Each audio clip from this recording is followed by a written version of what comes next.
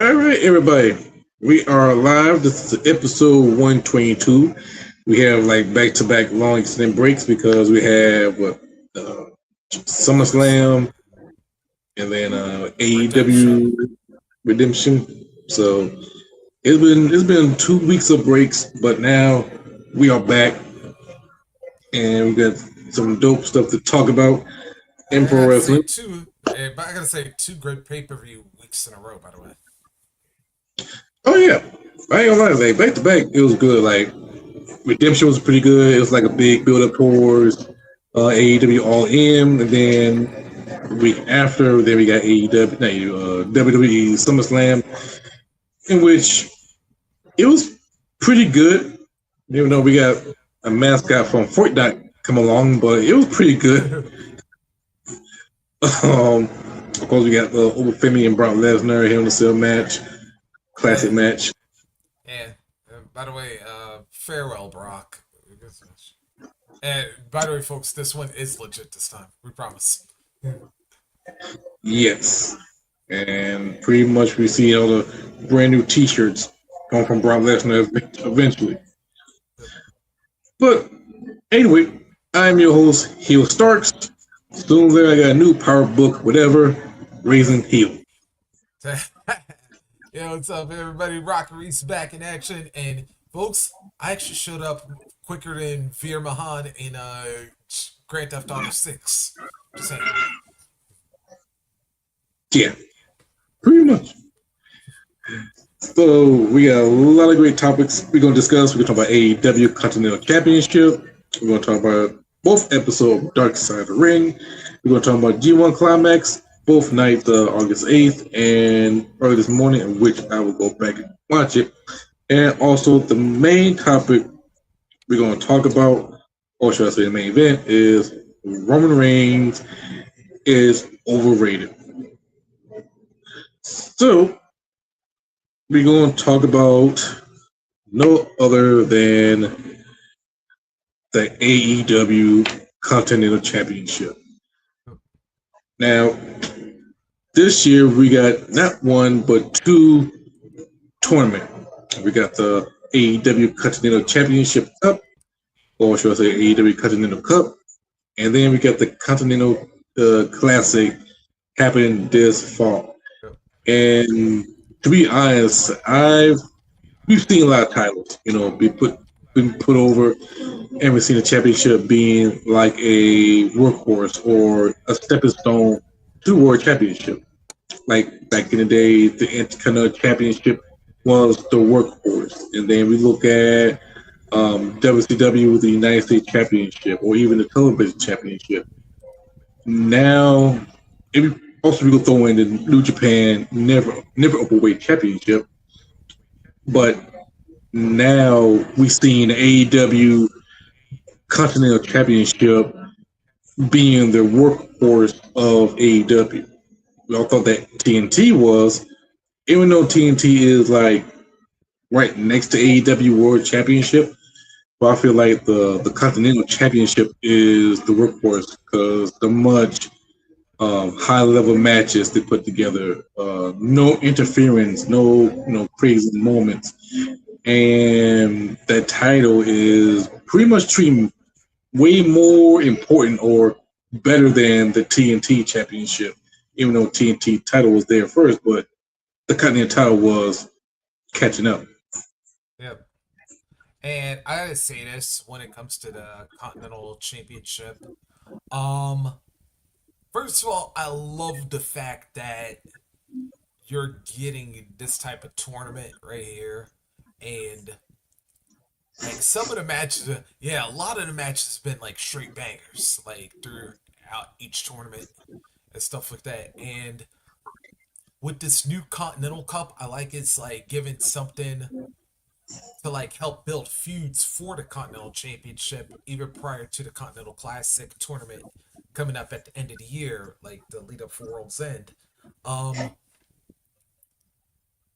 yeah, and the one thing I really like about this one is that although it's been rare that okay, that if you have the 20, if you actually go to a 20-minute time limit, that then they have a rematch, but this time there's like no time limits. Mm-hmm. Kind of the T kind of the WCW television title and the old school NWA television title.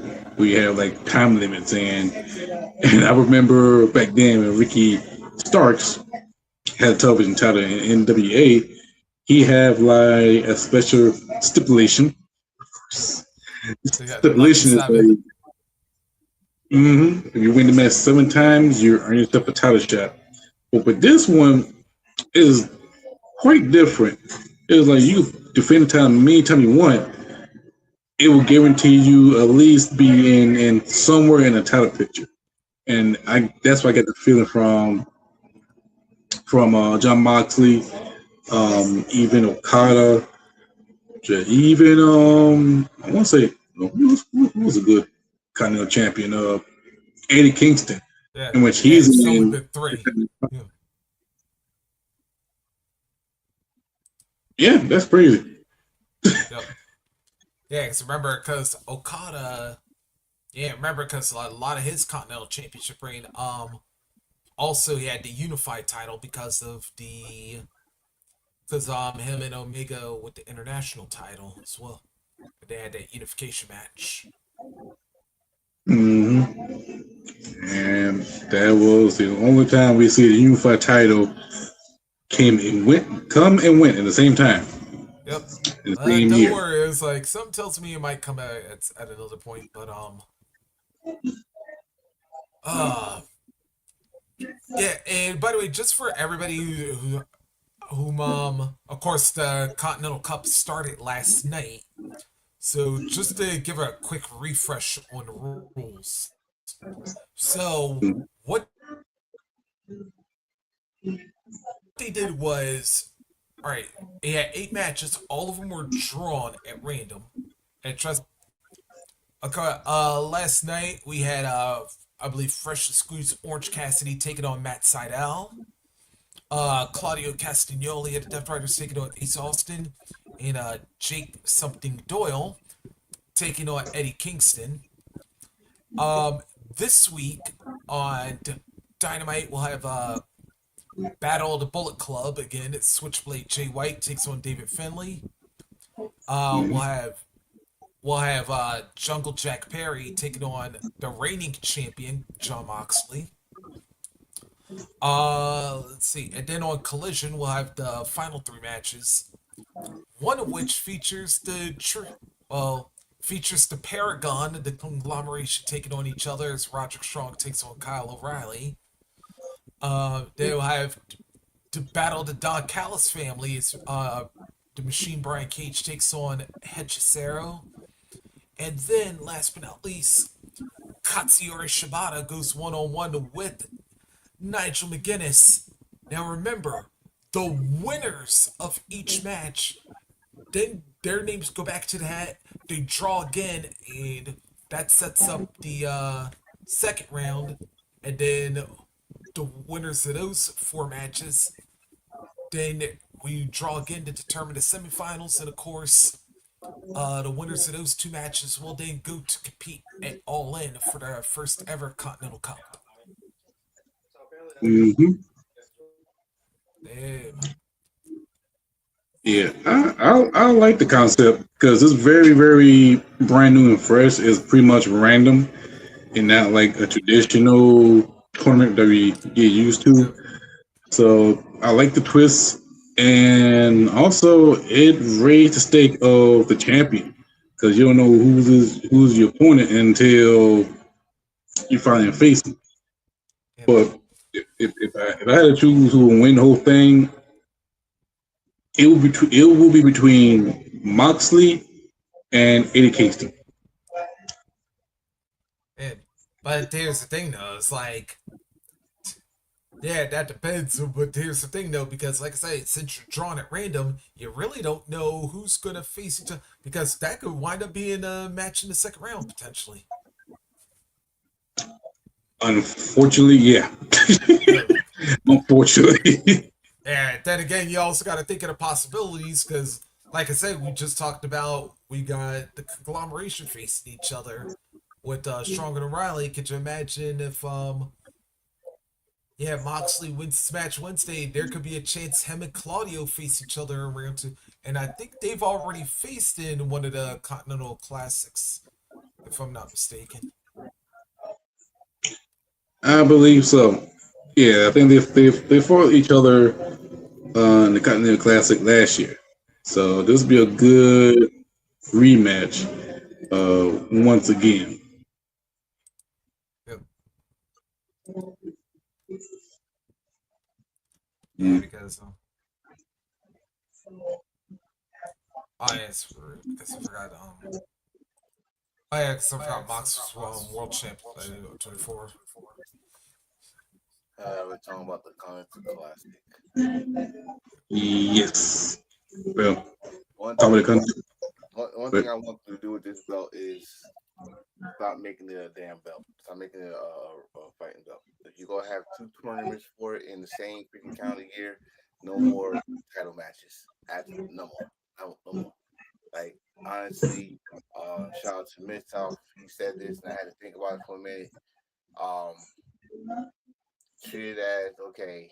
You win this cup, you are the the continental champion.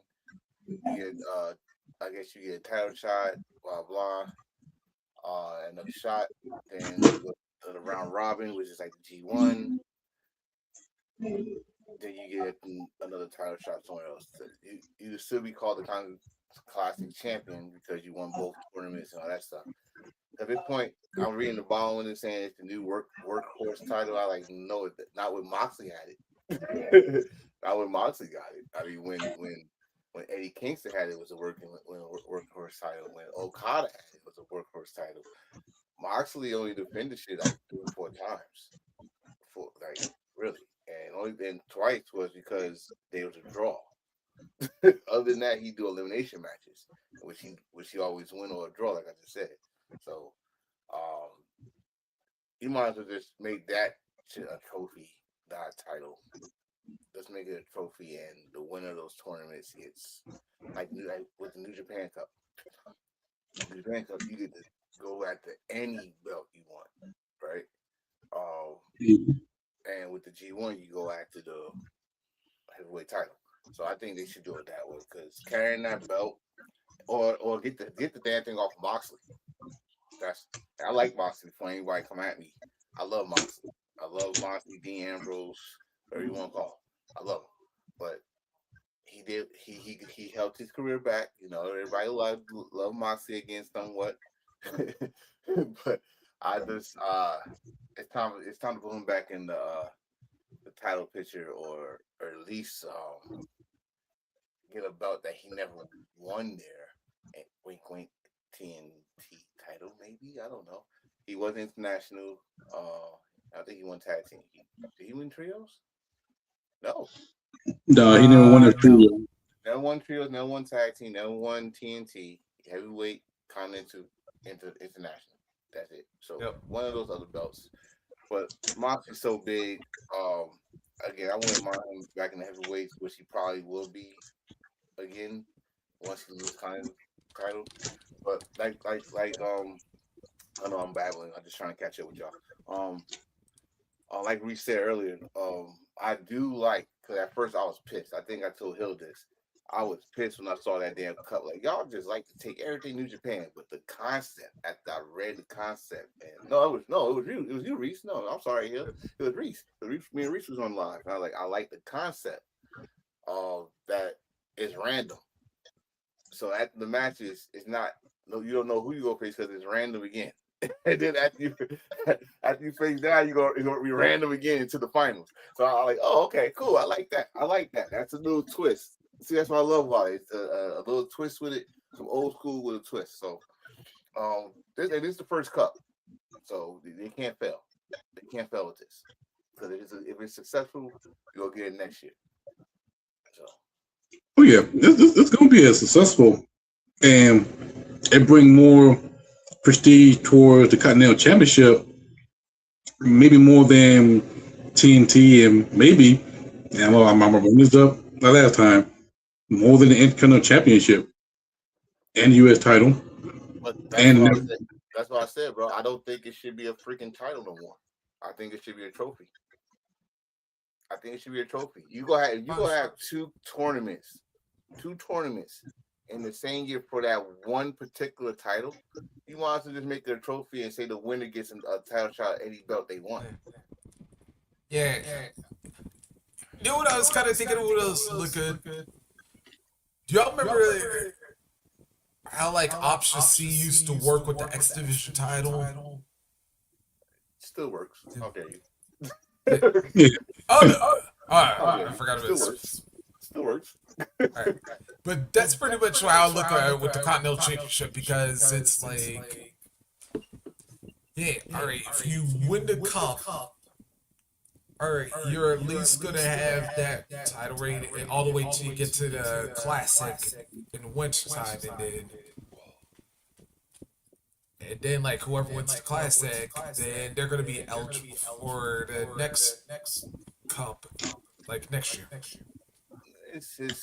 But the beauty thing about this is you got options to deal with that belt or a trophy. Since you, like I said, you're making two tournaments where you got round robin, you got a random elimination, one match elimination, random. So you if you go and make this a title belt and you go get to defend it, then this should be a one-off thing. This tournament should be a one-off thing. But if you not go, if you go do like probably what I suggest or whatever, then you gotta change that title to a trophy. That's it. Like, all right, like what's his name in New Japan? Kyle Newman. Kyle Newman, even though he was the IWGP Heavyweight Champion, the youngest, still under his name is New Japan Cup winner. You still see it. Like, he's not champion no more, so you still see 2026 New Japan Cup winner, right? And you're gonna see that whoever wins the G1, because they don't have the belt right now, unless 2G wins this whole thing. But you're gonna see G1 Climax winner. So probably I don't want them to get rid of the belt because I like that belt. But the concept of that belt being a defending belt should be done now. If you're gonna have two tournaments, I might say that shit again tonight, but I think that's a good thing to do. And still got people fight. You still got something to fight for, because bragging rights is a motherfucking wrestling. Yeah, especially in AEW. Yeah, bragging rights is a motherfucking wrestling. So yeah, get it done. yes. Speaking of bragging rights, let's talk about this one. Oh, that's right. We didn't talk about Boss Man, did we? No, we didn't. Because we have a 2 weeks break. But both episode is one is like sad. Sad. I try to put a good word into it, but yeah. Which one you think is sad? I'm going to have to say Big Boss Man. Big Boss Man was sad, and Renegade was like a Chippendale dancer to Ultimate Warrior knockoff. Let me correct you, sir. Because our answer said it not once but twice. Dick dancer. He was facing a dick dancer. I never heard that thing. I heard stripper. I heard exotic dancer. I never heard dick dancer. I told Nikki, did he say dick dancer? Yeah, yes, he did. He said it twice.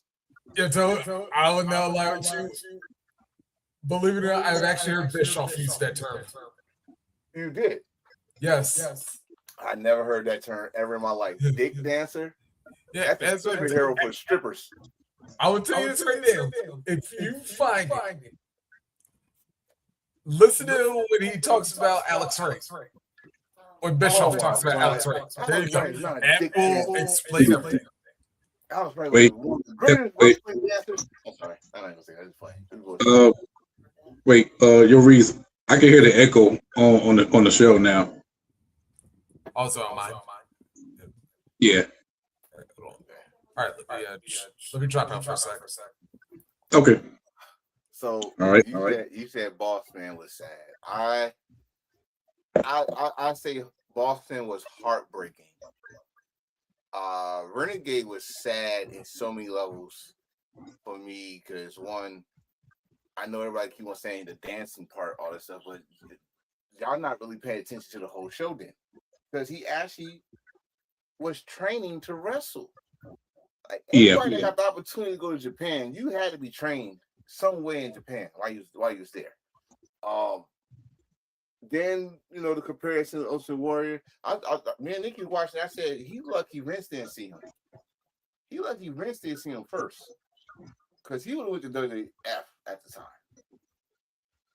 We talking about Renegade here. He went to WWF at the time, and I remember this shit like it was yesterday with Hogan, and then I think I taped all the pay-per-views that year. I remember Hogan used the wordplay, the ultimate surprise. I remember that shit, which pissed me off. And I knew it was not him. Just the way he ran to the ring. He ran so bow-legged, like he was doing the hammer time, while like a broom was stuck in his ass when he was running down. I was like, yo, that's not Ultimate Warrior. No way. And it wasn't. It wasn't. And that right there to me killed his momentum before it even started. To me, it killed his momentum. Then you put the television title on him. Wow, that was like still one of the main titles, in WCW. Like TV, you go be on TV every week. You go defend that title every week around those days, and you beat Arn Anderson for it. And that was like, wow, y'all pushed that dude to the moon for real. Then he had to face Paul Orndorff. I was so happy when I found out who beat him. Yeah, that's terrible, bro. That was it was sad for some reason because what happened afterwards. Like they didn't try to repackage him. They didn't try to take him to the power plant so he could get developed a little bit more. They didn't even try to take. They had New Japan over there. They didn't try to ship him to New Japan to go to the dojo and learn. You know. And then you see what happened after that. Like I remember, like dude was gaining weight. He looked like he looked like that. He was trying to be the TV version of the Renegade. You remember the syndicated TV show Renegade? Oh God. He actually was trying to be. And he was tagged up with Homeboy, and that didn't work out. It's sad because. And then when Ultimate Warrior got there, you should have known that was a death knell. When the real Ultimate Warrior came there, like dude, there's no coming back for that. There's no coming back for that. So it was sad. It was sad for me. Now Bossman is a whole different story. Bossman is a whole different story. When I see on and I must have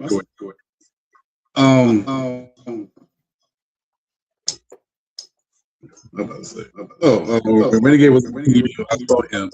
He was a different guy. And I know that was WCW guys, and I didn't think him as a warrior until they started mentioning him on Dark Side of the Ring. So he was a mid card level guy. But when you go with a big boss man, I've seen wrestle like in the 90s. You see him in WCW a little bit. Then you come back as a corporate bodyguard. That was a different breed of boss man. And he won more titles than he was in WWF earlier. Like he was a former hardcore champion and a tag team champion with Ken Shamrock. So his career could have been good, but that one slip up with Stone Cold Steve Austin kind of cost him. Mm-hmm.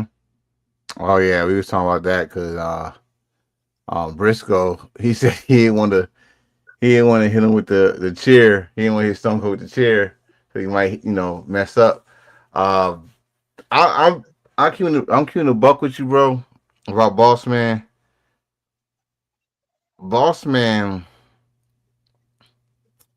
So as a kid that was at Survivor SummerSlam when him and Mountie had jailhouse match.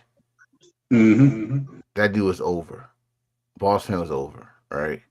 Um, but WWE, WF at the time, I think this was the first time I actually learned pettiness in the wrestling business.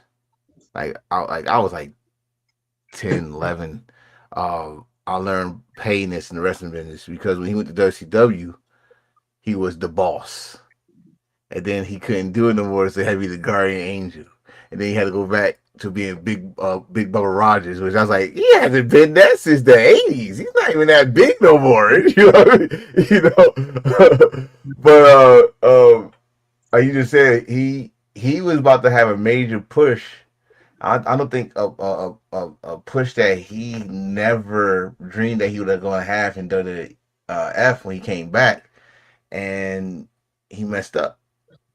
He messed up, and after that, he seemed to he's remembered for the wrong reasons now when it comes to his WWE wrestling career. Like for those that remember, this dude was one of the top badasses, then babyface in the company for his first turn around. Second time around, you remember him most for feeding Al Snow a dog, being that damn Killer from Hell terrible shit show match, dragging Big Show at his father reunion. Not to mention the eulogy he gave to Big Show. You remember all that shit. You remember him getting hung at Hell in a Cell. That's but you don't remember this man. Like I said, his first run in WWE or his WCW days. Like I'll tell you right now, when he went to WCW as the boss, there's no one that punched Vader harder before he got there. I remember those smacks. He used to crack Vader's jaw. You know what I mean? He cracked Vader's jaw. And you don't do that from a fat man from Compton. You know what I mean? So it was, and then what made it heartbreaking for me is three things. One, the doctor that was prescribing those pills to him is the same doctor that was prescribing those pills to Chris Benoit. Two, his age. Dude died at 41. Like, dude, I'm 44. That shit scared the hell out of me. I don't know about anybody else. That shit scared like you could like that, right? And then the last thing, like dude was not. I mean, he could have still went. He could have still gone in the wrestling business. Like you see all these motherfuckers still wrestling till they 60. He could have still been in the business. So He could be in Japan, but he was in so much pain. He had to take so many pills, and he took that one pill. He crossed sleep trying that plate. it's sad, bro. Like people don't understand this. This wrestling business, y'all. Everybody on the internet, y'all arguing, and these people that's sacrifice their bodies to entertain us. It don't matter if everybody liked them or someone's got a fan and like, dude, like it's crazy that this my childhood is going. Like I hate to repeat what Cody said on SmackDown, but you gotta think that as a fan that you watch from '80s and shit. There's a lot of legends going. It's not that many left. It's not that many left. I mean, Mr. Sato Kuchiyama. So who? I'm sorry, the damn egg was fucking me up. Wait, who you say? Satoshi Kojima. Oh, Kojima. Yeah, we got Kojima. We got legends, but the ratio, bro, is like maybe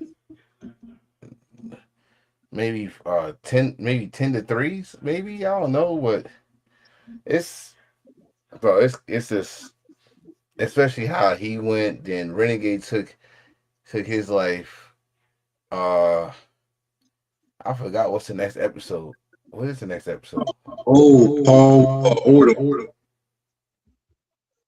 Oh yes, Streak of the Devil. I need to see that one because every time I look at Sonata's freaking arm, I think of Paul Orndorff. So I need to know what year. And I think it was, I'm going to say 80, probably 87, 88, between 87 and 89, where he refused to do that surgery. And that's where the nerve started with his arm. But yeah, I need to definitely see that one. I definitely got to see that one.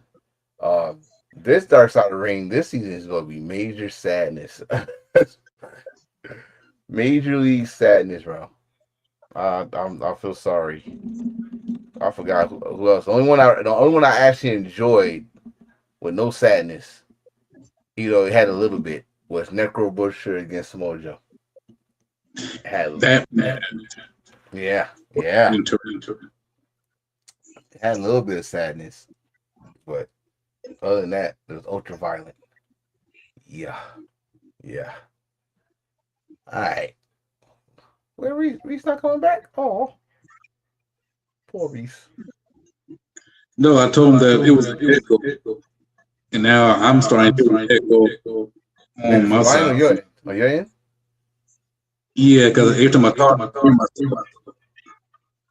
Oh, I hear it. I just heard it. Are you doing this on a phone or your tablet? Tablet. You gotta have a headset with it. You gotta have a headset with it.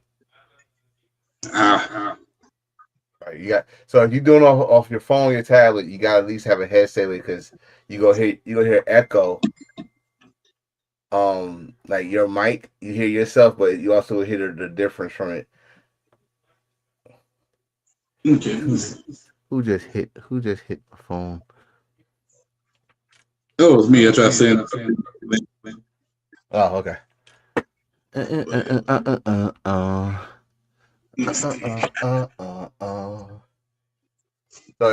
So it probably wasn't him. It probably was you.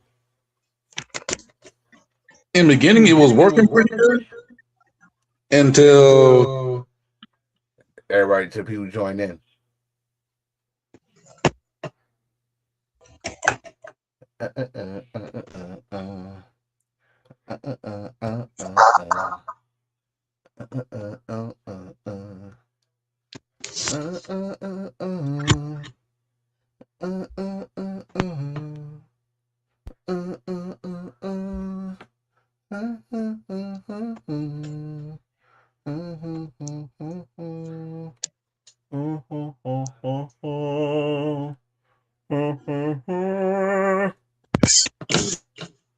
See if it works. Dun, dun, dun, dun, dun, dun. oh, it worked.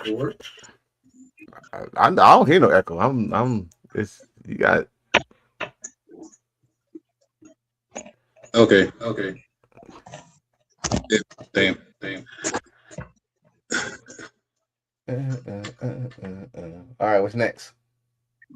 All right. So the next one is the G1 Climax, August 8th and August 9th. So I've seen the August 8th show, but I didn't see August 9th.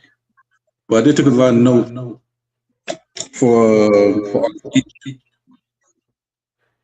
I gotta watch. What's today's the? Today's the 8th, right? Or the 9th. Today is 9th. Yeah, so I gotta watch this mornings, and I think they got a show tomorrow. So Yes. I think next weekend is the finals. So Damn. yeah, I will be live for that one next weekend. Hopefully that's a Sunday morning. Anyway, where are we at with the points? I think, if I'm not mistaken, Takesha is in the lead in one, right? Yes, he got the most point. This man trying to go back to back in the G1. Lord Jesus. And I'm still pulling for you, but Purple titty. here's block A. So you got Kikoshi Takashi, 12 points. Rico Goku, 6 points. Bulletin Ole, 10 points. Yota Toshi, 10 points. Shingo Takashi, 8 points. Lee, 6 points. Sanada, 6 points. Great Okan, 4 points. Yoto Ice, 8 points. And Rui Oya, 10 points. That's what A block. Then on B block, Shota, Yumura, 8 points. Driller, 8 points. Select the Junior, 6 points. Common Newman, 10 points. Ran Anara, 10 points. Gabe Kid, 10 points. Anara, 8 points. Aaron Wolf, 6 points. And Oscar, 8 points. Nice. Now it's very and they still doing that playoff thing, right? The way we look, it may be, but they need breaks from tiebreakers because on A block you got 3 tiebreakers. Bulletin at 10 points, you'll take at 10 points, and Ryu got 10 points, and then G, and Naruto, all 3 got 6, and I believe Great Khan got. Then on B side, you got Euro 8 points, Driller 8 points, Pinara 8 points, and Joker got 8 points. So it's like a 4-way tie. And then Zack Sabre Jr. and Aaron Wolf, they both got 6 points. So both of them got, both sides got tied, and then you got tiebreaker before we get like a tournament.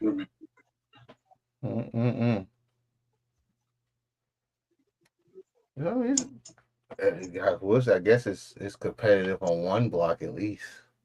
To Kessler though, Kessler, I don't know. Like this dude is, if he wins, I'm only mad because that means he's not gonna be involved at all in for the international title, and I want him involved in that match.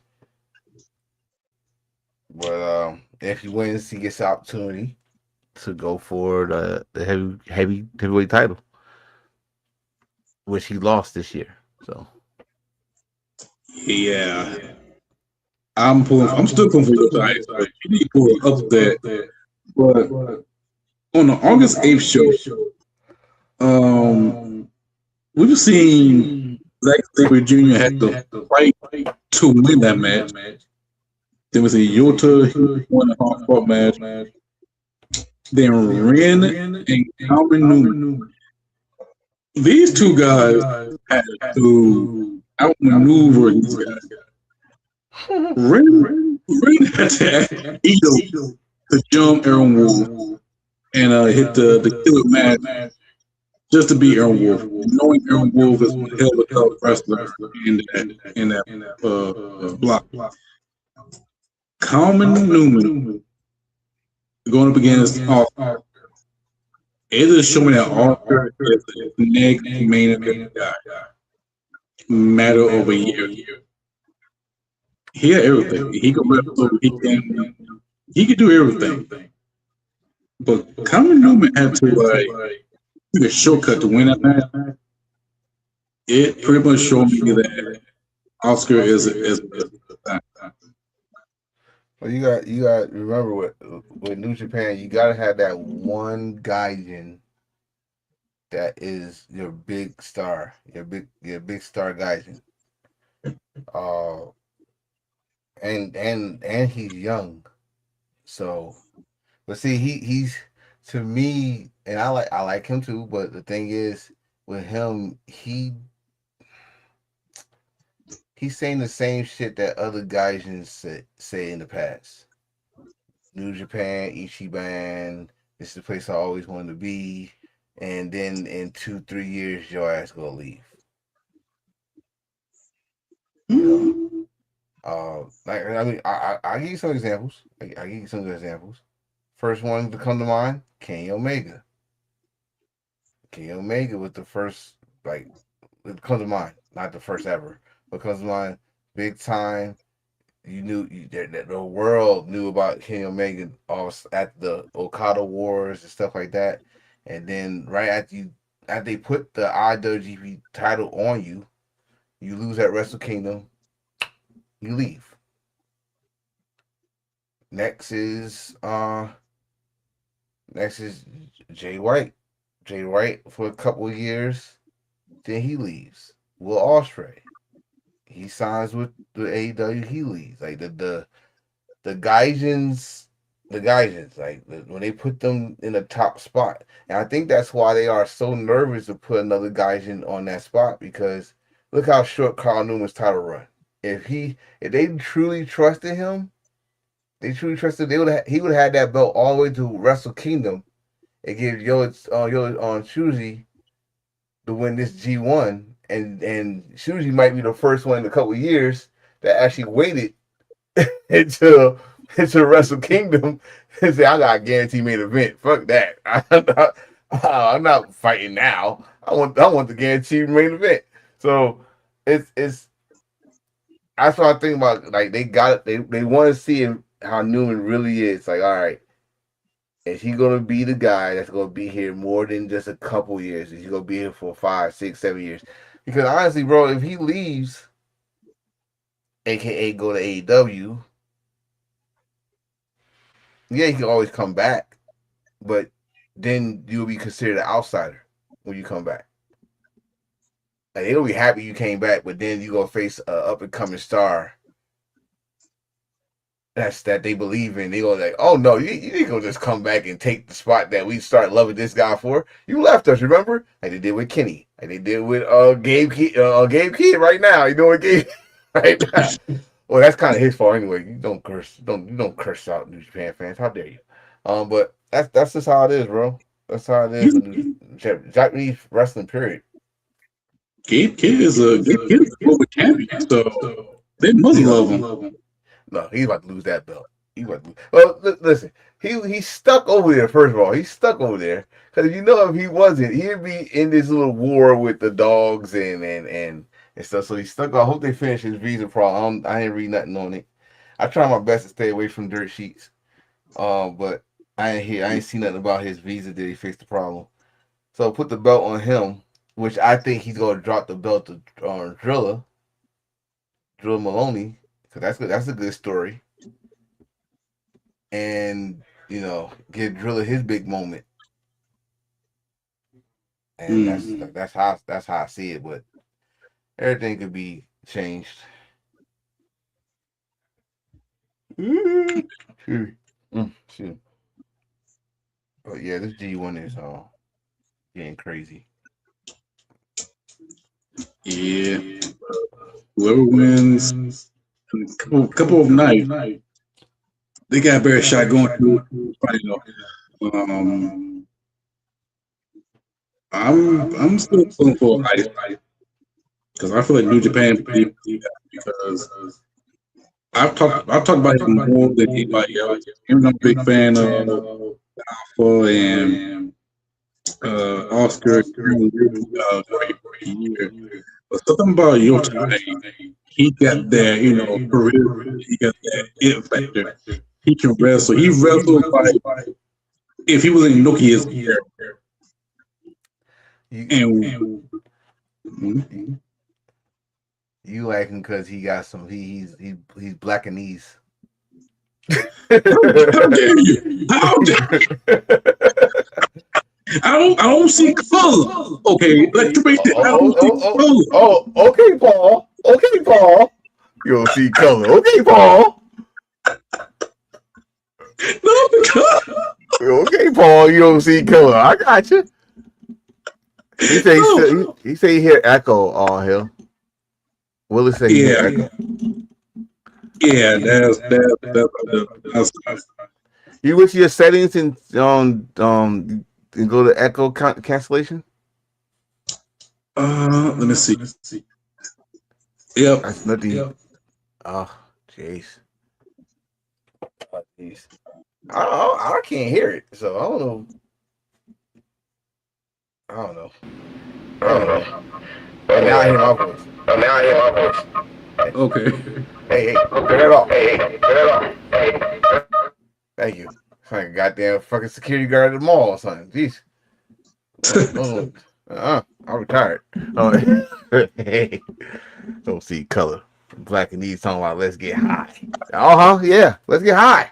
Come on. Last time I ain't gonna say last time, but I thought he was gonna be out the tournament. How his he had the Cody Rhodes purple titty.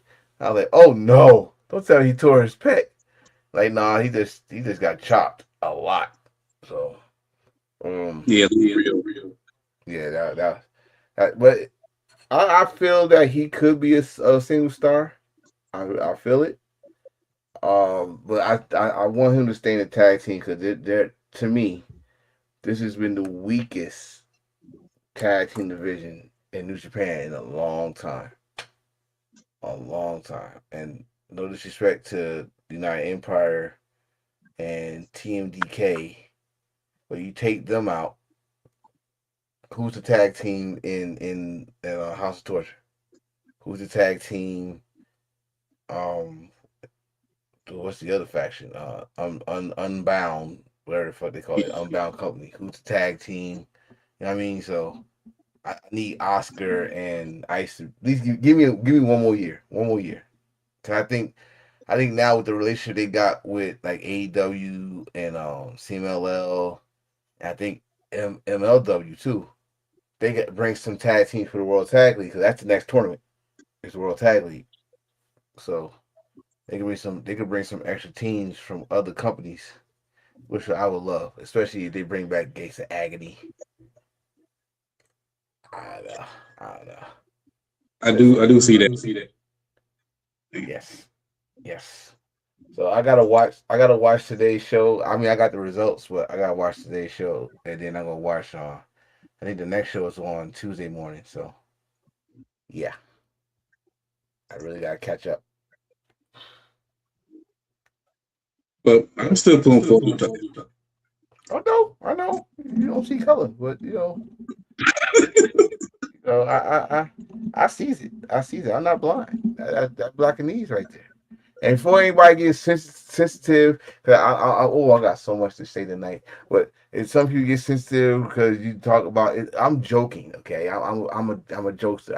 I know my Japanese. I don't know how to talk it, but I know my Japanese history. I know there's hoods over there and all that stuff.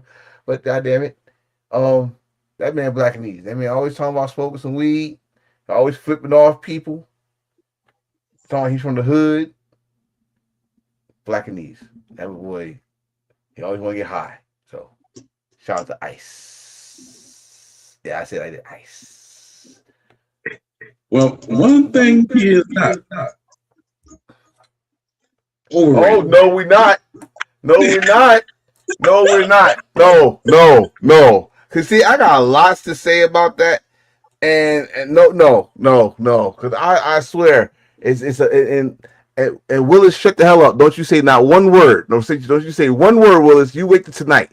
Cause I'm telling you right now, this shit is getting out of proportion right now. Anybody that is over the age of 40, I'm gonna say over the age of 35, 30, only 35, over the age of 35. If you believe this bullshit, don't you ever come out and tell me ever tell me. And I really really say yes you because you don't like Roman. No, that's not fair. That's not fair. Because we lived through the whole era of John Cena. We lived through the whole era of fucking Terrible Leia. And you already know that was come on. That's not fair. Is he overrated? That's the opinion. You can have that opinion. But saying he's the most overrated person of the history of WWE, you out your fucking mind. He's the formula of what WWE stands for. He is. He is. And I got so oh my god. This is that shit. This and something else. I hope you don't have it on here. Cause those shit get on my damn nerves this past 2 days. This one is especially and then something that just happened yesterday. So I ain't gonna bring it up because if you got it on here, I'll bring it up. But he's his opinion. That part is a very opinionated. Is he overrated? That's up to y'all. I don't care. But to say he's the most overrated person, then damn it, every champion, and I say that again, every champion for the past 30 fucking years has been overrated for WWE. If you gonna say that. If you gonna say that. Every champion that was the face of the company has been overrated. If you gonna say that. He said everybody else can fill arenas. Dude, we are hold up. First of all, no. We're not gonna do that. We're not gonna do that. Everybody filled arenas when it's only fucking one company. What we talking about? Then if you bring up Austin, we talking about we talking about when wrestling was a pop culture hit. When ratings when ratings truly counted. The ratings truly counted when you got 8, 9. We don't see that shit no more. We in the streaming era. You may lucky you get 2, 3. You know what I mean? You talking about stadiums? That's WWE's fault. I don't know why they do all their pay-per-views in stadiums. You're not gonna fill up no stadiums no more. You never could. To be honest with you, go back and watch WCC when they did the Dallas Cowboys Stadium. Tell me how you used to do that. They never filled up the Dallas Cowboys Stadium. They had the ring in the end zone. Right. Am I lying? They no wrestling company ever filled out a fucking United States stadium. WrestleMania was probably WrestleMania in Philly was that. But ask everybody that was there, what happened? Ask everybody that was in Orlando at WrestleMania 24, what happened? Come on, man, stop that bull crap. You sound like fucking people that hate AEW. Now we worry about attendance.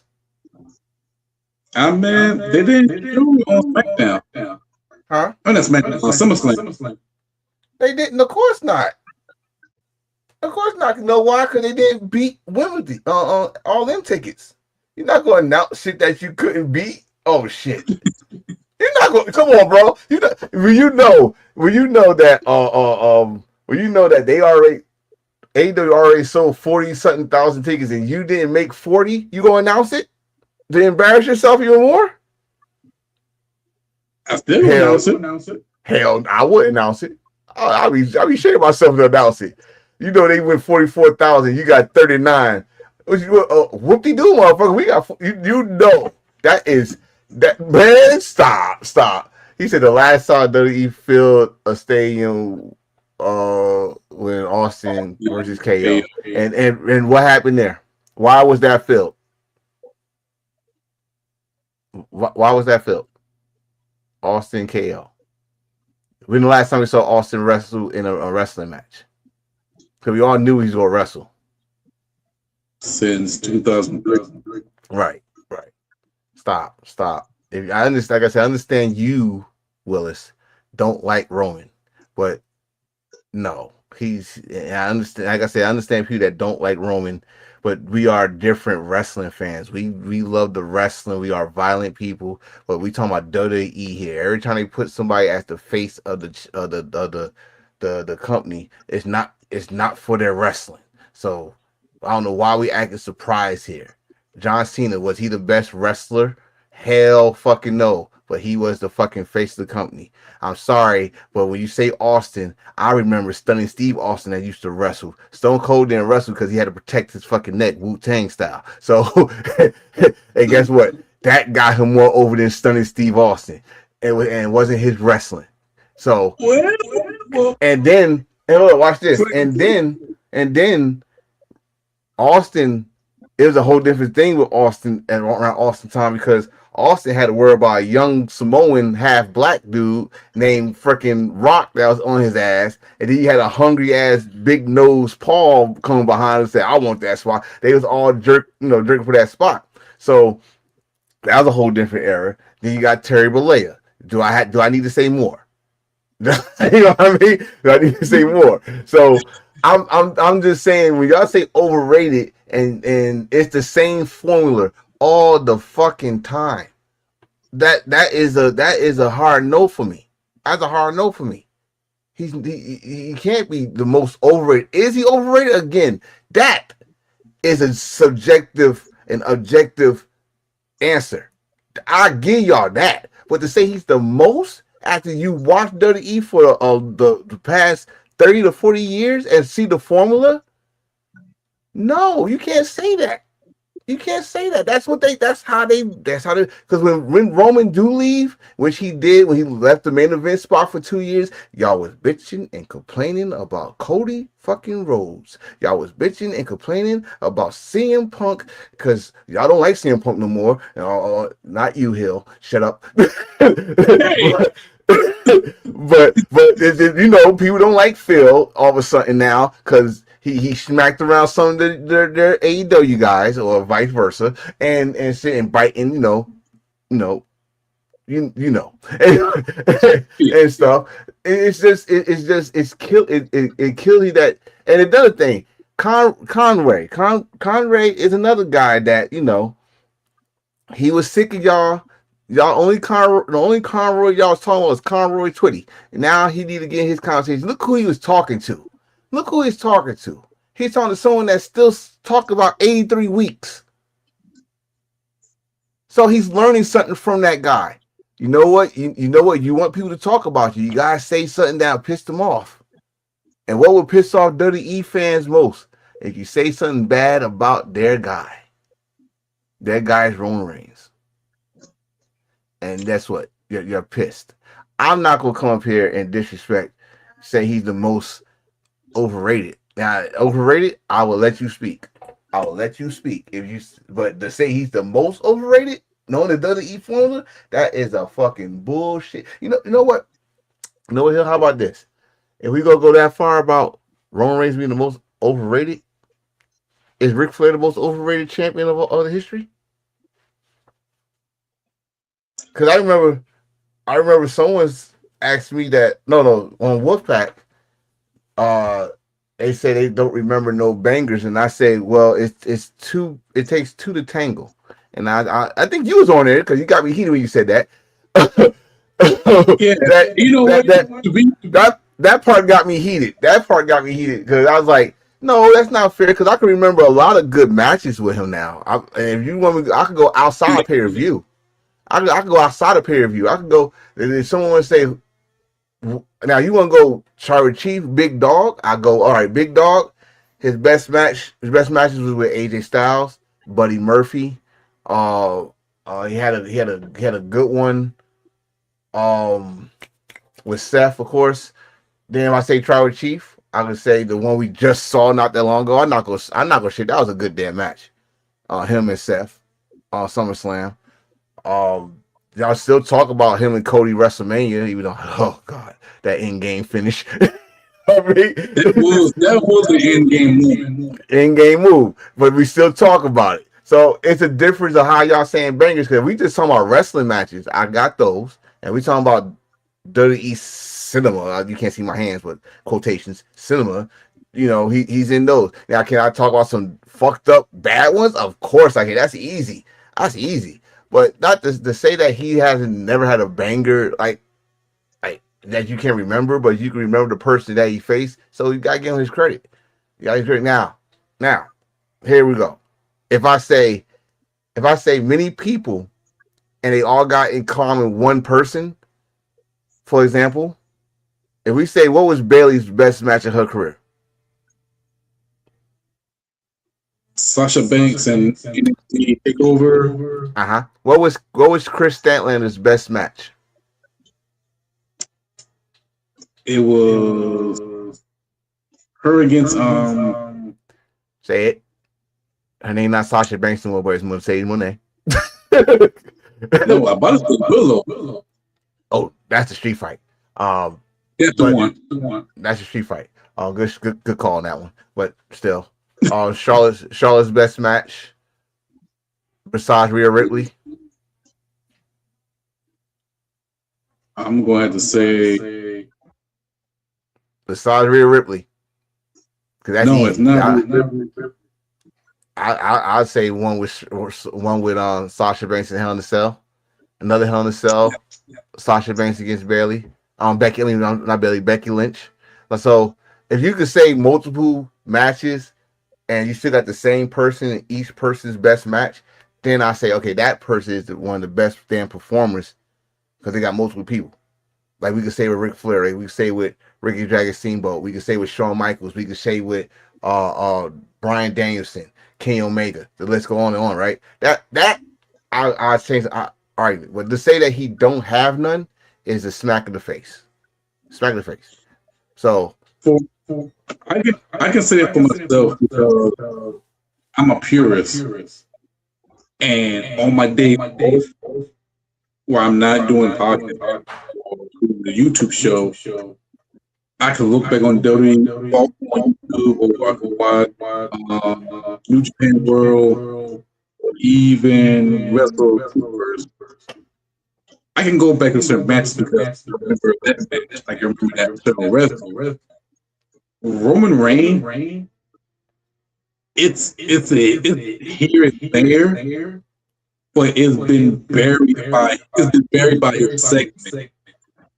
I can go back and watch the Uzi promo over Roman Reigns match in Bloodline because that one is more viewing, and I remember that one segment. see that okay, so you're going with segments, but you also remember what we're talking about. We're talking about WWE who puts segments before wrestling matches. Yeah, but we just take the segments off. I can remember matches. So that's why I say with people like if I tell people that I still watch WWE and I can find some good in WWE instead of always nagging on the bad things. I can find some good. So you ask me to find some good with Roman, I can find good. And Willis, for someone that don't like Roman, just put two matches that I can talk about right now. The fucking match at SummerSlam, the 4-way match. Samoa Joe, him, Brock Lesnar, Braun Strowman. The ambulance match between him and Braun Strowman. And let me tell you something also about Braun Strowman. No, Braun Strowman, there still would be a tribal chief without your bitch ass. Go somewhere and eat and shut the fuck up. That's another thing. Shut the fuck up. Because you talk all this shit on Twitter, but where was your success at? No, there wouldn't be no Braun Strowman without fucking Roman Reigns. There wouldn't be no Braun Strowman without Bray Wyatt. Let's get that in perspective. No, ain't no well. Who else had a great match with Braun Strowman? Who? right. I just said that. Bray Wyatt and Roman, the two people he had stories with. Other people, I swear, if someone come on here and say he had a great match with Goldberg, I would shit. Man, man, are you kidding me? Yes, him and Jacob, but Jacob did the work. Come on, Jacob destroyed them. Jacob destroyed all death by ass 5 times. Death by ass 5 times. Bro, come on, man. Come on, Braun Strowman, or whatever the fuck your real name is, Adam Schefter, whatever the fuck.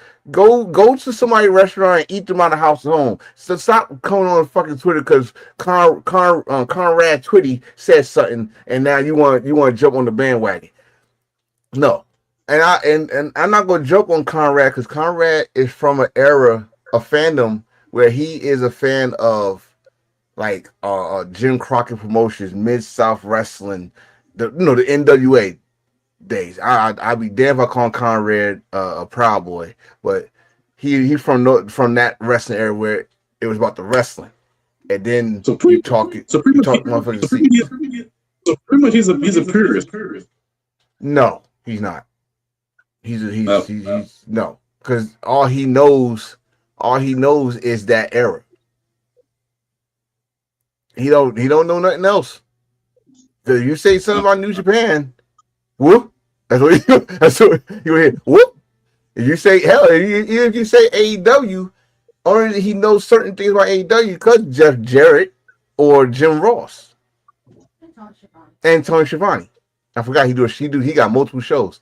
So that's it. But no, I mean, and the thing is, like this, do I agree with this? So he glazed WWE a lot. What kind of glaze he'd use? Because it's not freaking down on Krispy Kreme. It's not. It's probably I can't believe it's not butter glaze because it's not the same. It's not. That's what I'm saying. That's He word. I mean, and again, I'm not saying he's wrong because that's his opinion. Just like I would not say Dave Meltzer is wrong for what he says, but the one statement that I will not stand for is saying he's the most overrated in WWE history. After I had to live through ripping shirts and saying my prayers and eat my vitamins for just getting my ass whooped the whole fucking match and then come back hawking up 3 punches through the ropes, big boot, leg drop. I'm not gonna go there and say, "Oh, he's the most great." When I gotta live through someone that gotta snap into a Slim Jim and then and do the pointed elbow. I'm not gonna come out here and say he's glazing, and I got in trouble for fucking for my giving my teachers middle fingers and say, and that's the bottom line because I said so, and do the head shake and all that shit. All right, you cannot. Now again, I told you it's separate people when it comes to Stone Cold. So you come, I love Stone Cold. I love because we are the attitude era kids right here, right here. So we got in trouble for telling teachers to suck it and all that. All that. All right. So don't come at me. I'm just saying it's a formula with WWE. It's a formula with WWE. Now it's another thing I'm gonna say about Conrad. So one thing I'm gonna say about Conrad, that I agree with. Before Paul Heyman, after Paul Heyman. I'm gonna agree with that 100% because I'm a big dog fan too. But and Hill, you heard this many times. That suffering succotash, I could not defend him on that. I couldn't. No one did. Nikki's right here. I was like, what the fuck he just say? No, and with the camera winked, I was like, oh shit. But there's something that someone I forgot his name. I don't want to take credit for it, but he had a good theory. I want y'all to listen. What was that? Royal Rumble 2000. What year was that he won? 14, right? Okay, so it was Royal Rumble 2013. Do you remember he broke the record for eliminations? And how they was cheering him and how they was mad that Batista won but not him. And then the next year they booed him, right? Before that happened, right? Hear me out. Before that happened, this is why he hates CM Punk so much. CM Punk went on a podcast. No one knew that Roman was going to be the next guy. We didn't know. We knew it was going to be someone off the Shield, which they tried to push Seth first. If y'all remember that. Seth was the first guy. And so CM Punk going on what's the name podcast and say, yeah, you make him look strong, all that stuff. And that's when all the hate from that point on they shove him down our throats. Oh, they're making him the next John Cena. Blah, blah. Which I had to think about it for a minute when dude was saying this.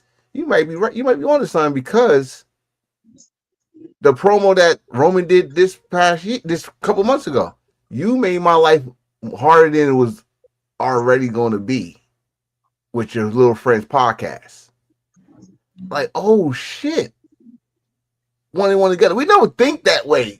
We don't think that way because we're not trying to look for shit to, all this stuff. But and from that, the big dog was not working. Then the only time it worked when it finally worked, was that SummerSlam when he finally beat Brock.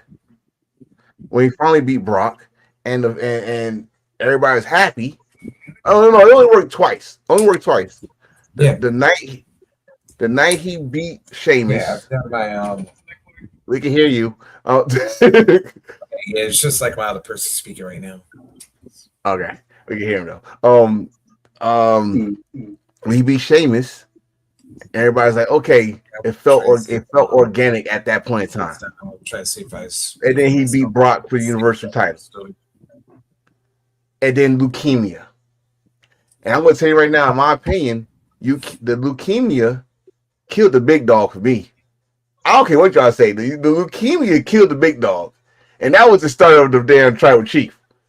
All right, we had to get all that big dog stuff off. We had to wash the dog. Make sure all the fleas and all that stuff don't come with the tribal chief. When we do the tribal chief thing, that's when I say Conrad might be right on this line. Because after the tribal chief, Paul Heyman, The boy got his confidence. He was hot. All that shit. The Bloodline storyline was probably the best thing Dirty ever did for what for the 3 years, 3 out of 4 years. Then we got tired of it. We were like, okay, it's time to move on. We let he let Dirty move on. He was nowhere near the title for 2 years. Correct? Nowhere near the title for 2 years. Part Yeah. time, in and out. Had multiple returns. I was sick of that shit. Multiple returns, all that shit.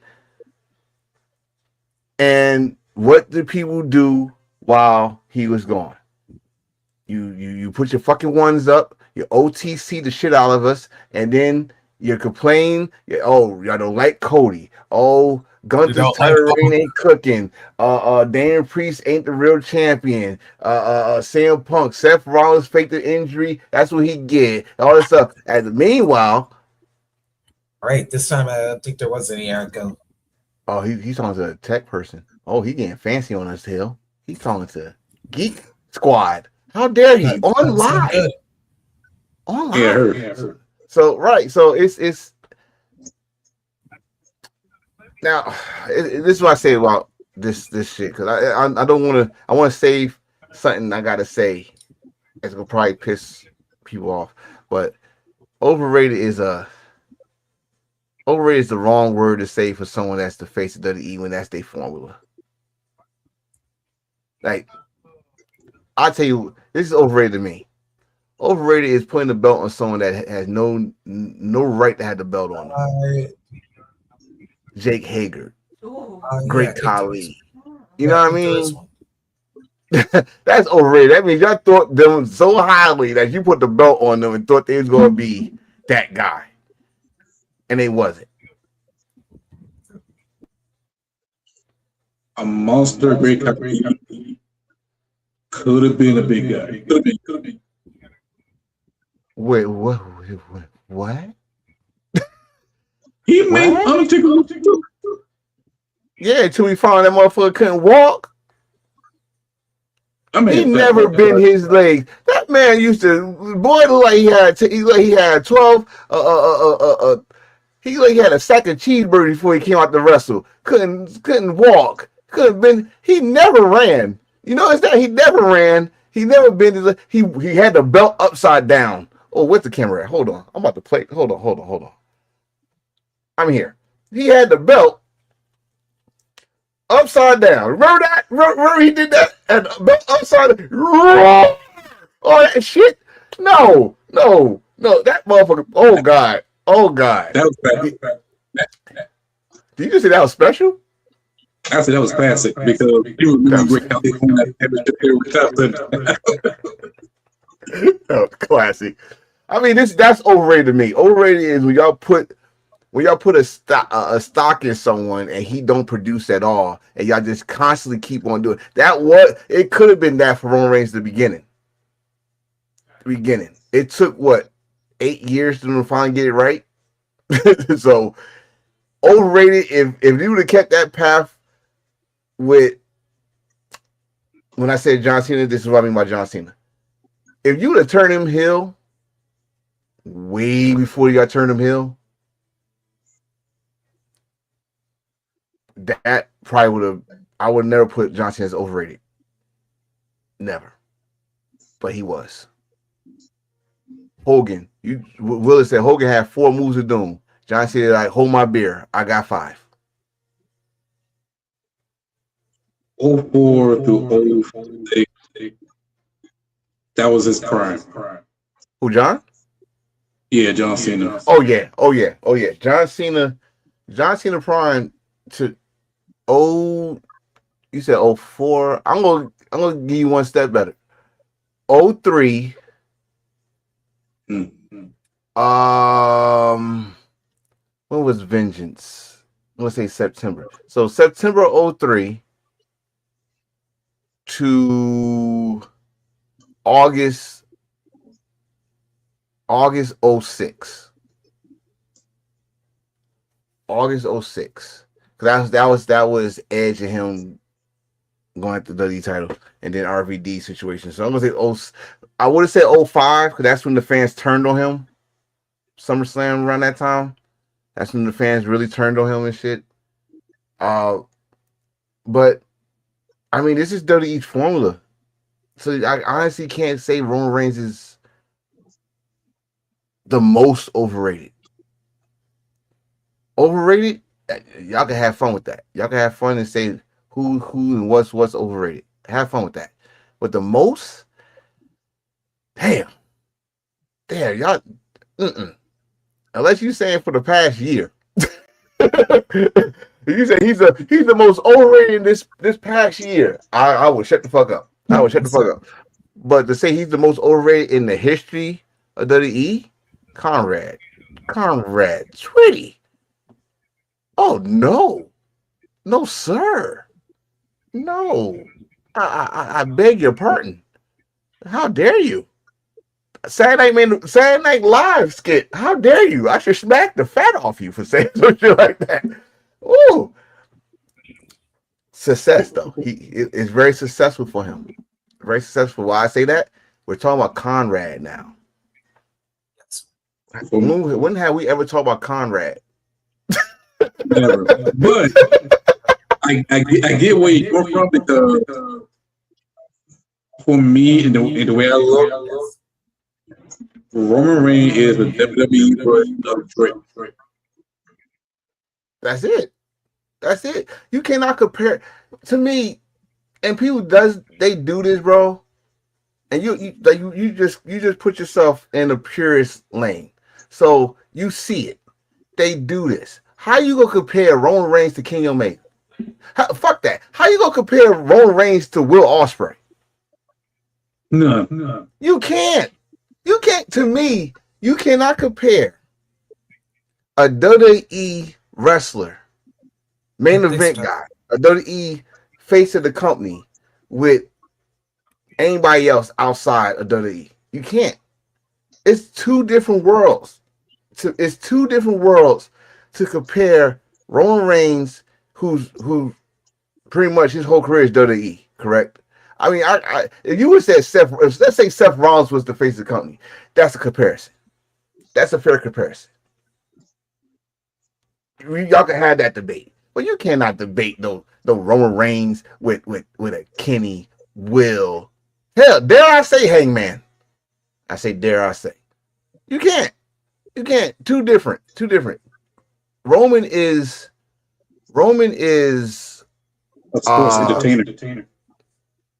Sports entertainer. Let's go like that. Sports entertainer. Or should I say, yeah, just sports entertainer. Fuck it, because he's an athlete. You know what I'm saying? And I mean, all wrestlers sports entertainer, but outside WWE, wrestling is sport first,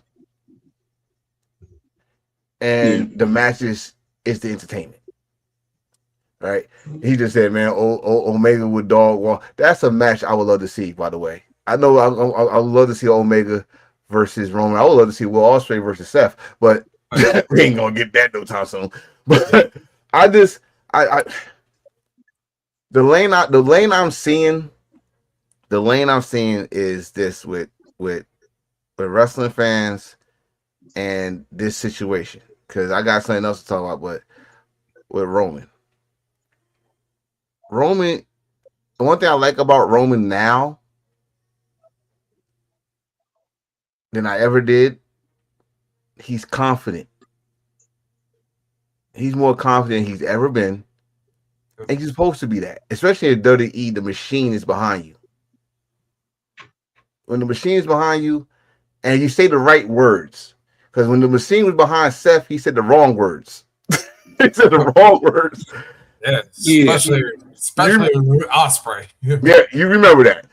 Roman says the right words. He don't really disrespect anybody. He keeps it in his own lane, right? He don't say or go on Twitter and argue with anybody else outside the WWE bubble.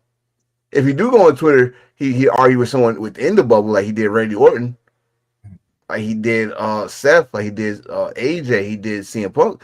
He's not gonna argue with nobody outside the bubble, cause hell, don't get, don't quote me on this shit, but don't be surprised. Don't be surprised if you start seeing regular WWE guys leaving WWE more often. Like it's a TNA fucking firework. You know what I mean? So I'm just baffled that I'm very baffled when I see this. When I see this sentence, I get very, very baffled because people want to say history. Don't say history. Don't say history. Say the past year or two. I take that. I take that. I take this year. He's is overrated this year. The one thing I'm gonna say about Roman Reigns, he's a hypocrite. That's what Roman is, a hypocrite. Cause I'm not gonna forgive or forget until you make me believe that this belt. Well, I got upside down like Kali. This belt, this belt right here is bigger than the WWE title. So far, so good. But that's my thing with Roman. It's documented what you said about that belt, and now you got it. We call it what the Consolation prize, the number 2. Remember that? So that's the number 2 bracket.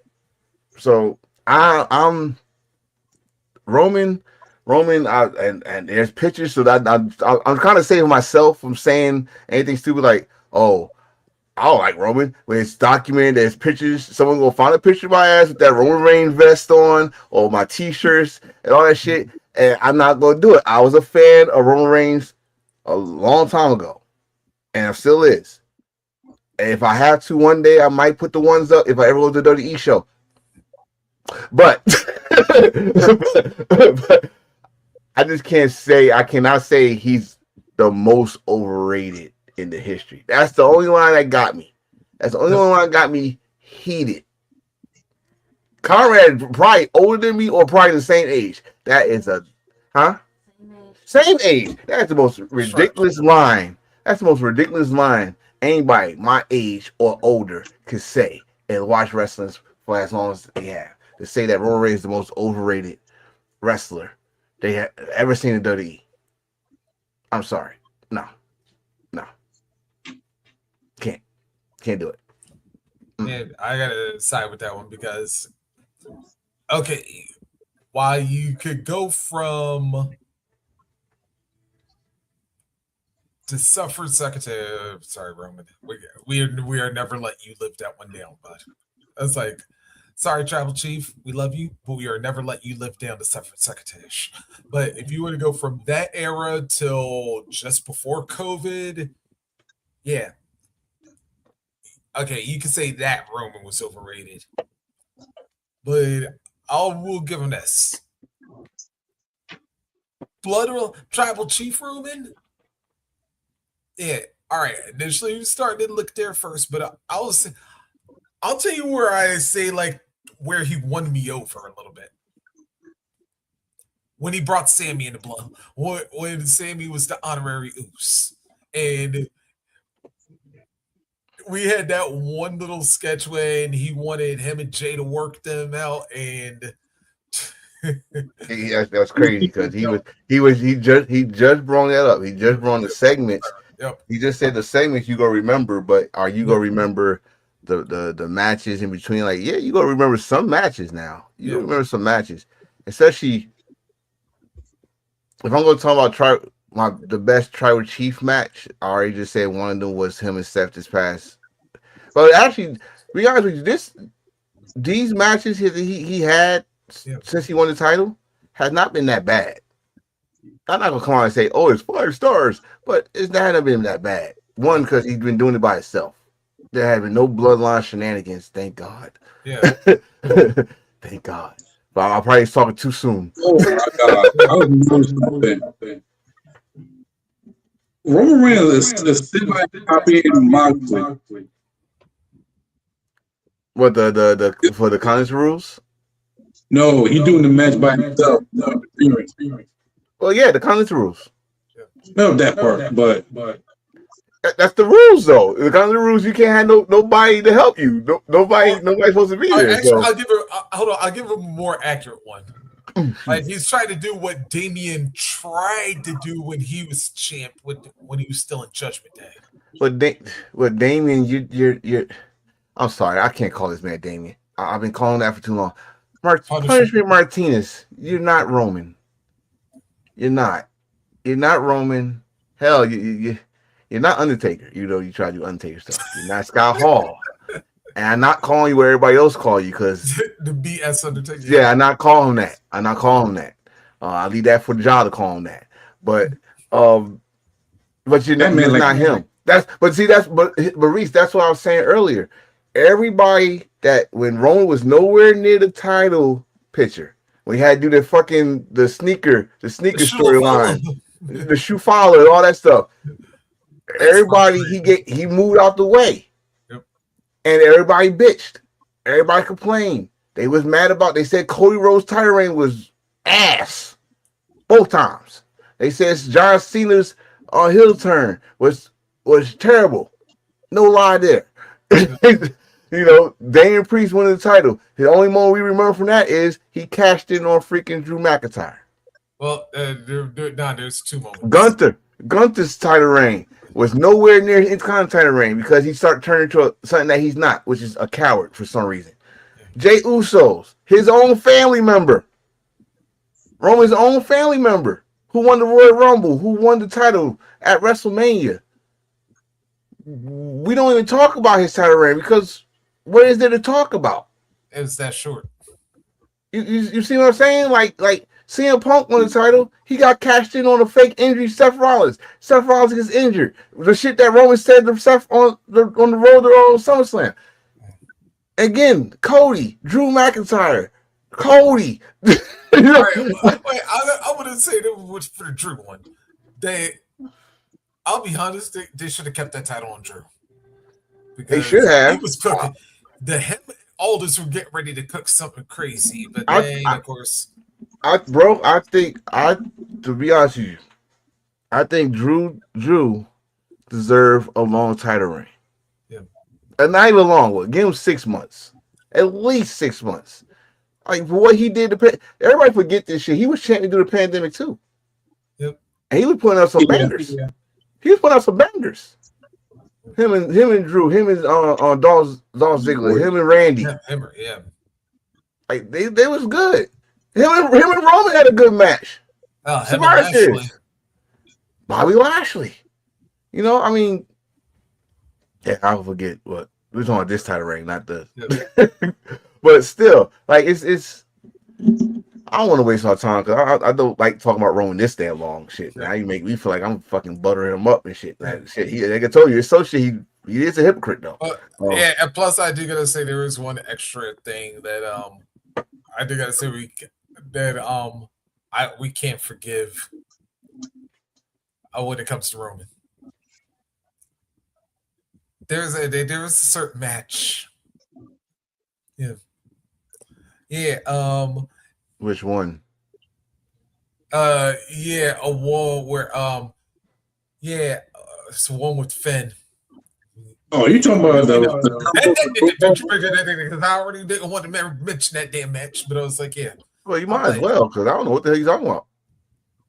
It was a Freedom Rules and Roman Reigns and Finn Balor. Finn Balor do the stump and Finn Balor do the. Oh man, listen.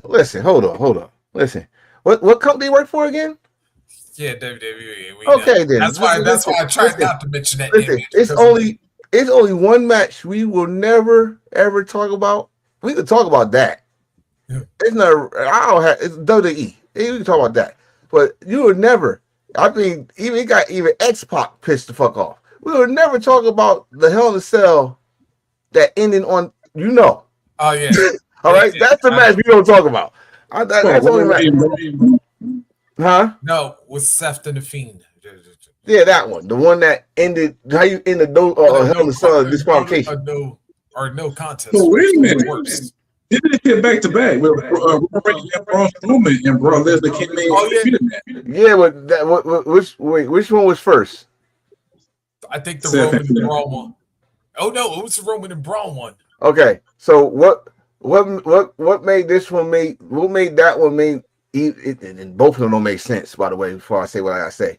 But that one made more sense that someone that was had no involvement in the match or in the feud or in the story come back and break into the breaks in to the Hell in a Cell.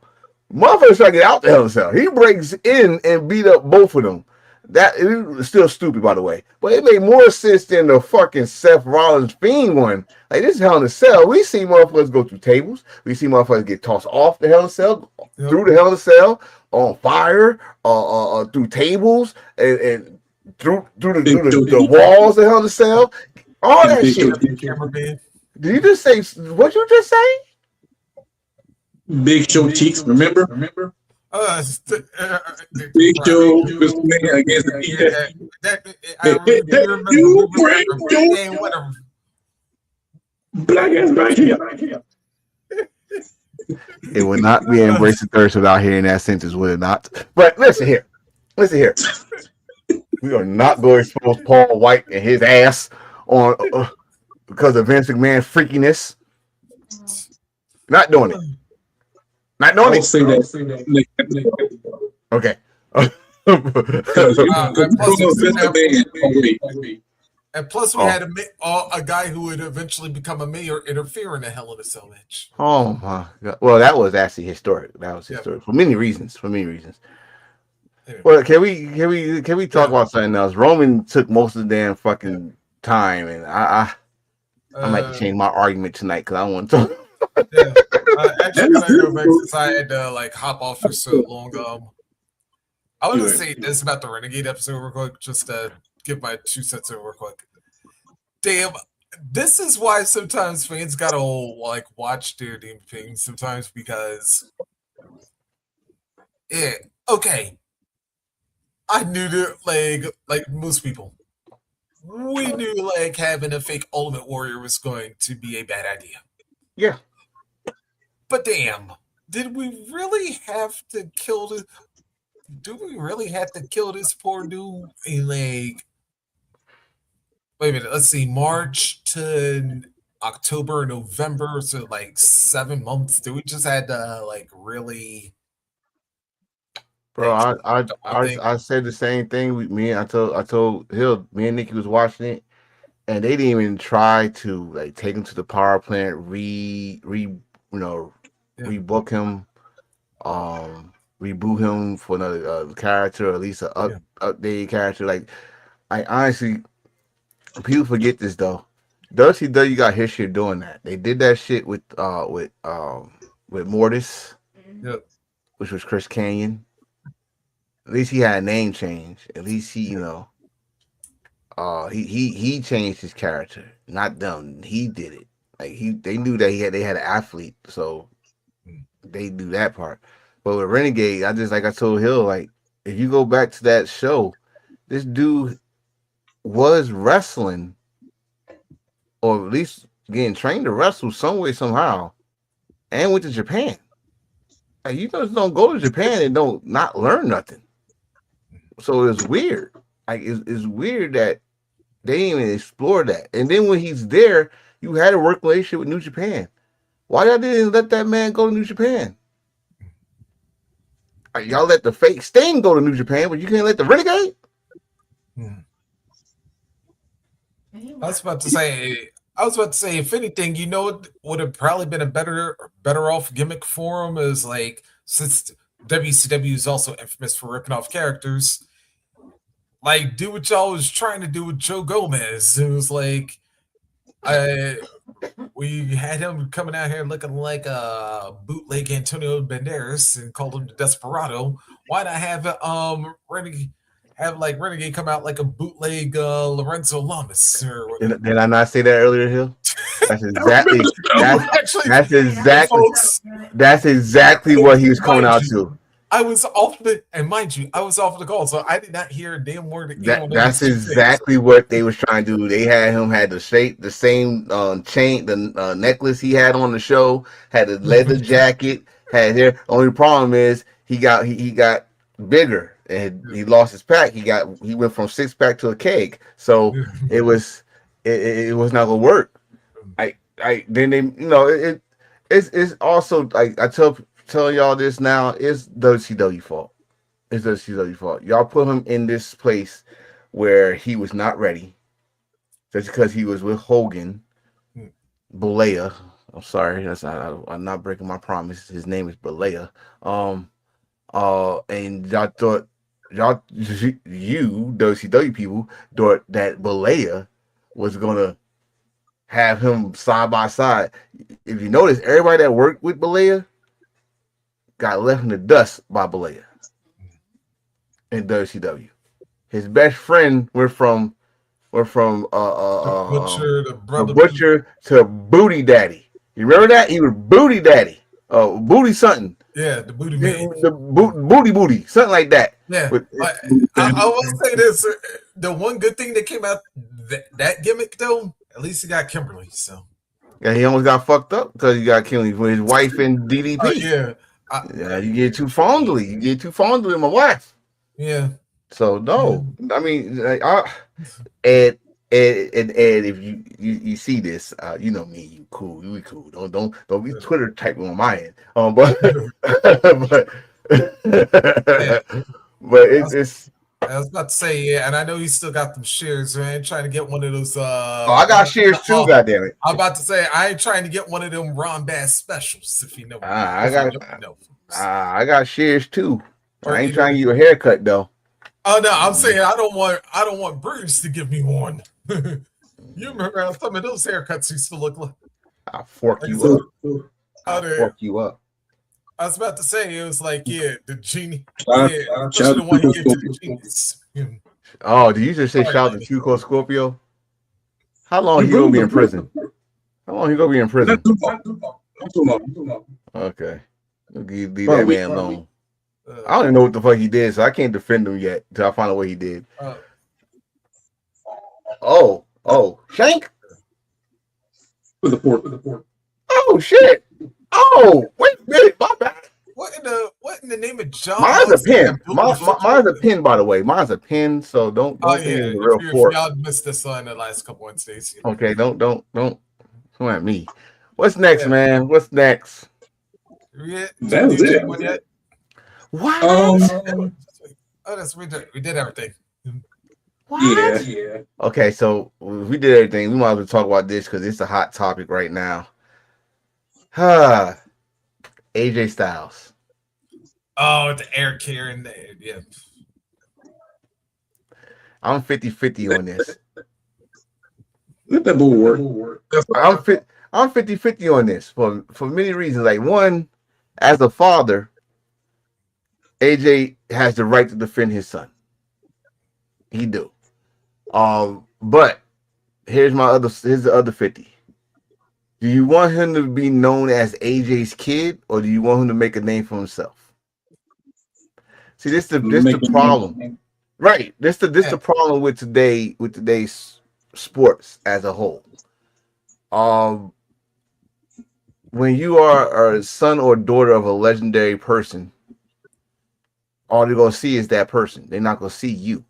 And then, especially Yeah, in bro, wrestling, that's been true ever yeah, as since. I was saying, but today it's even more out there, bro. Yeah, Like in football, Shador, yeah. Dion, uh, Braun uh, and Brawny. right? You know what I'm saying? Basketball, Brian Bronny. So, and probably more. Those are just Yeah. examples.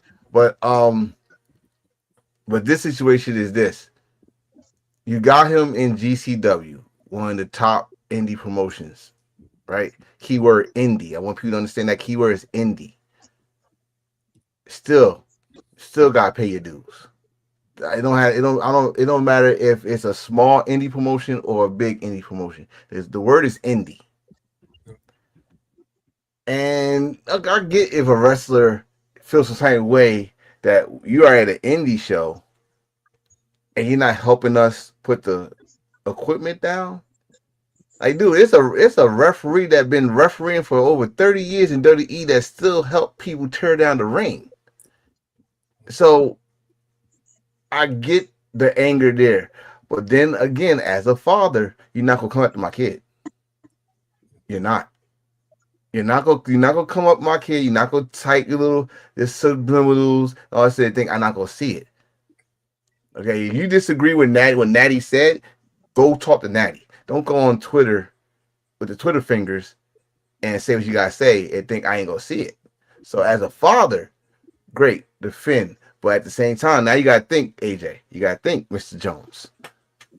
Do you want your kid to be known as that's AJ kid? That's the phenomenal kid. That's whatever it is they go put on him, which add more pressure. Or do you want him to make a name for himself? I That's gotta where I'm like, stuck at. and plus I also want to say this, like, to go off to a point, I will actually side with Eric on a little bit. It was like I don't even care if you're contracted for like if you're if you're just like an extra, you're just like a one timer here or there, or whatever. It's like yeah, if you're trying to like be a part of the business, it's like yeah, help take them right, even if you're not if it's not under your jurisdiction or whatever, because he's like do it, try and make yourself part of their team because it was like a lot of time a lot of times like when dudes volunteer even if they're not rec uh, Regular. well not required to do so. That was the word I was trying to think of. Oh yeah, I yeah, was yeah, like yeah, yeah, yeah, even if yeah. they're not required to do it, it was like yeah a lot of times volunteering yeah And just hold gonna on, like endure yourself a little bit. hold on, Reese, hold on. So Willis said, I don't know why people are mad at AJ's son. That was the promoter that did not say anything about it. Don't take it. I don't think they're mad at the son.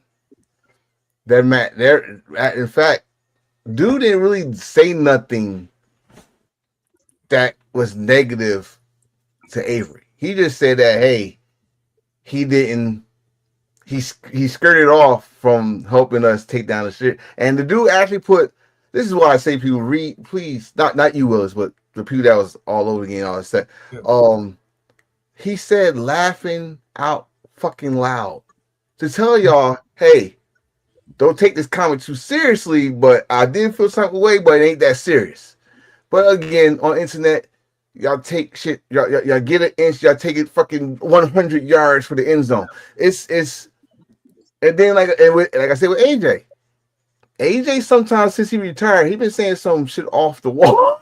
like this dude said he came, he's like, well, he was paid to wrestle, not paid to put take down rings. Motherfucker, you forgot who you are. AJ. You forgot who you are. Did you take down rings for TNA and Yep. NWA Wild whatever the shit, Wild Yep. Thing, Wild Side, Outside. Yeah. right? Well, Then you do that shit. Don't you want your son Right there with to Shane to Adams. to, to go like brick by brick, learn the ropes, learn what you learn, and probably get an even better education of the fucking business than you? Because that's what you're supposed to do as a father. You're supposed to have your kids either do balance what you are or well off better than what you did. That's not helping them. I think that's the problem. That's the 50% part of me pissed off. Like, dude, even um um even Sting son, Sting son helps take down the ring. And bro, AJ, no disrespect, you my boy, day one, fucking phenomenal. But you are no Sting. You're nowhere near Sting. And his son got to do it. Yeah. Come on, bro. Better. Like, come on, man. Like, honestly, like, it's not a big deal. Like, if your son, they want your son, and it also show respect to the boys that you're working with. They might give him some bookings outside of GCW. Hell, I was like, matter of fact, I've even seen like to this day, hell, even Dustin still would take down a ring every now and then. Dustin was doing that with Dusty. Oh hell, Cody was doing that in was it OVW? I Yeah. think the OVW. It was like Randy Orton. Randy Kenneth Orton was doing this. Like it's not a big deal. I know I'm trying to make it. I guess in my end, I'm making it a big deal, but I'm stuck in the middle as a father, and I'm stuck in the middle of the stories I hear in the wrestling business of respect and stuff like that, right? And again, you heard what I just said. What I hear, I don't have no experience taking down no damn rings. I only walked through a wrestling ring 3 times in my life just to take fucking pictures, not to wrestle. So I'm not a wrestler. No ifs, ands, or buts. But for what I heard, for what I learned from other interviews, from what I even seen from wrestling shows, like independent shows of people taking down rings and shit, that is even in Japan. In Japan, young lions gotta do that. Yep. Gotta tighten the ropes off every match and stuff like that. So if you want your boy to get, let's say AJ Avery gets invited to Japan, are you gonna get mad when they make him do that? You know, let's say he gonna do, huh? He got to pay his dues. He got to pay his dues. Yep. It's nothing wrong with that, bro. It should be something you want him to do. Now, I ain't gonna say you want your son to wash all the wrestlers' draws and stuff, but hey, you know that's part of the Young Lions thing. Yep. You gotta watch the train tracks there, kid. I mean, it is what it is. Let's carry a bag or two, something. I'm just saying, but I mean, he got a good future. I saw some highlights. He did something that I wanted his father to do before he retired. He did Spinal Tap. I'm all for Avery to move up, but this right here is gonna follow him. It's gonna follow him unless he Avery, not AJ. And I would never tell one father to another would never tell not how to raise your kid or how to protect your kid. It's because honestly, what AJ also is doing is protecting from the evilness of the business. He's seen enough. He's seen enough in his career, so he should. I'm just. That's I mean, no. When I say I'm split now from the other one to this, I am definitely split in the middle with this situation, and no one can tell me no different about this. Like you know how hard it is for me not to go at my son's job and choke a bitch. Right there with Brady. Like when my son comes home pissed off, I'm like, no, he gotta learn. And now he definitely gotta learn because he's 21. Well, I wanted to choke a bitch. Like Nikki wanted to go back over there and choke a bitch. That's how pissed off he was. So I understand where he's going from. Don't talk about my son on Twitter. Don't do that. Don't do that. That's like if anybody wants to go watch Chappelle's show after we go off the air now and watch that Wayne Brady sketch, yeah. Thank you for it. Like now y'all understand why LeBron went after Stephen A. Smith. Now you understand why Deion went after the former head coach of Cleveland. You don't fuck with our Cubs. Yeah. I don't give a fuck who we are. Don't fuck with our Cubs. Don't do that. I'm gonna rest my case here. I'm done. Save my energy. Right. I'm hungry. And that's us. And that's the show. Well, sir, wait. Hill Starks. I just caught that. Hill Starks, really? Why? What? Why? That's no, you think about that restaurant. I'm thinking about that joke. Oh, wait. Oh, never mind. I had to read the bottom there. Oh. Shout out to Jukebox, by the way. That's a dang shame when you shot Raquel. No, it's not. It made me understand why. It made me understand why she got shot in Power. Yeah. Storytelling, long-term storytelling. That's how you do it, damn it. That's how you do it. Now I understand why he popped her ass in the Power. Like, oh, killed his mama. All right, I got it. He saw his mama and pow. Right there you go. Yeah. If you didn't see it and I ruined it, I'm not sorry. You had enough time to watch it. So yeah. 3 times. But anyway, so next week we'll talk about G1 Combat. We're talking about Dark Side of Ring. I believe we should have a winner by next week, shouldn't we? Yeah, it should be the finals next week. Or oh no, it's only semifinals. Look, hold on, I got you. Where my nigga? Is my phone over there? No, never mind. Don't worry about it. Yeah. I'll inbox y'all. I got the schedule on my phone, but it should be next weekend though. Yeah, because I know like Thursday wraps it up. So yeah, because Saturday's semifinals. So, yeah. Okay, so Sunday morning. Yep. So we're gonna talk about that. Also, there is a rumor that Vince McMahon will come back to WWE as a Hall of Famer. We're gonna talk about that next week. You could put his baby oil in the Hall of Fame. I don't know about him. That's Diddy. But anyway, we will see. Never mind. I'm gonna hide my face on that one. Never mind. Hey, you bring your biggest thing here. I'm here. I'm still here. I'm about to say, there'd be something else, but that would have made that Diddy. But yeah, we ain't going down that episode. We ain't going down that route. No, we are not. No, we are not. No. Only thing Vince McMahon want to do is get that poutine pie to Brown Lesnar, and he rejected. I'm glad you didn't see my face right now. Brock Lesnar ain't rejected. He married Sable, didn't he? Reese! Yeah, but he want a little poutine pie. Nothing wrong with a little poutine. Not everybody. Yes. I'm sure. I'm the boy heel start. Power book, whatever. Raising heel. Raising heel. Jesus. Yeah. Enforcer, Mr. Attention Getter, unbothered wrestling fan. And I'm rocking racing again. I showed up quicker than Veer Mahan in GTA 6. That man still lost. I think he did show up at some point, but I don't know. Nah, he lost. Yep. And with the left turn, he never came back. With nice perm, nice pimp perm. I think I saw him on stage with freaking David Banner.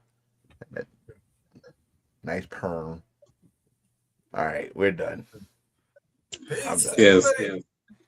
Until then, see you guys next time. Goodbye. And Owen, the thirst. Yes. Peace.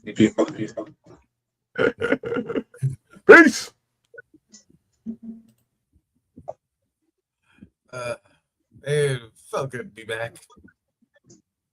Oh, I was still recording.